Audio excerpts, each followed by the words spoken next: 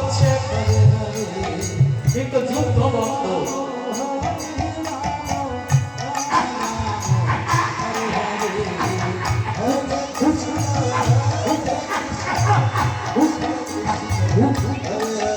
তাই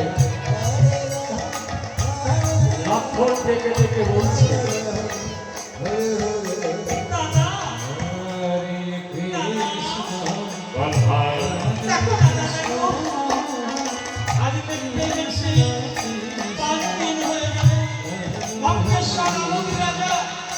আমাদের সাথে যুদ্ধ করতে আসে না। এক করে রাবণের বংশকে ধ্বংস করে দিয়েছে। হয়তো রাবণের সৈন্য আর নেই, ভয়ে হইতে আমার কাছে আর আসতে চাইছে না। তাই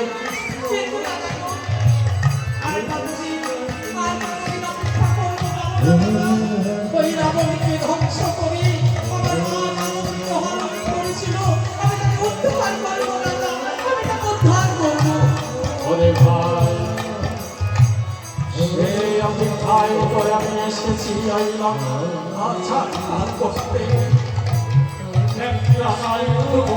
দেখতে দেখতে বংশকে আমি ধ্বংস করে দিয়েছি, কিন্তু আসে না লঙ্কেশ্বর রাবণের রাজা।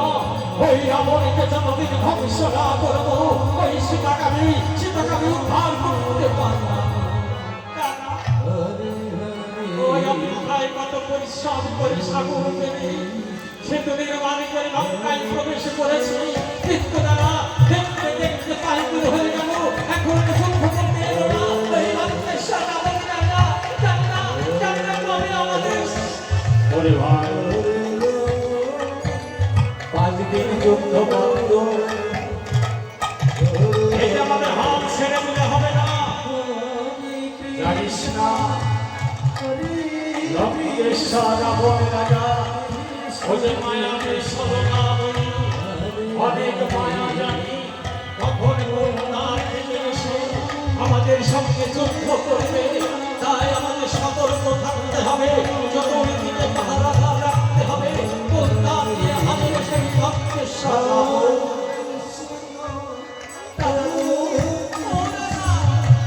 ওই চতুর্দিকে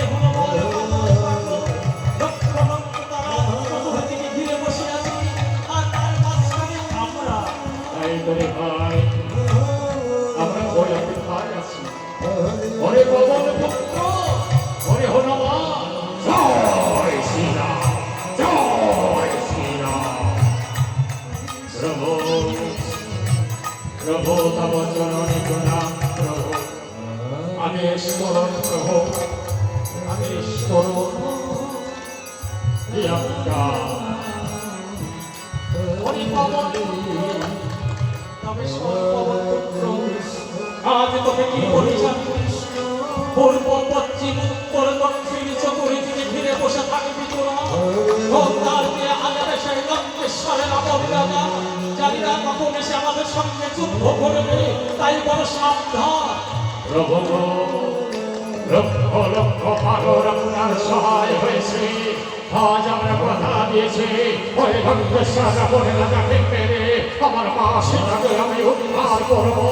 আজ আপনার বাম পাশে দাঁড়িয়ে আমরা জীবনের দর্শন করতে চাই প্রভু। তাই বলছি প্রভু, যতদিন ওই লঙ্কেশ্বর রাবণের রাজাকে না মারবো আমার সীতাদের উদ্ধার করবো। আপনার পাশে থেকে আমরা কোথাও যাবো না প্রভু, আমরা কোথাও যাবো না।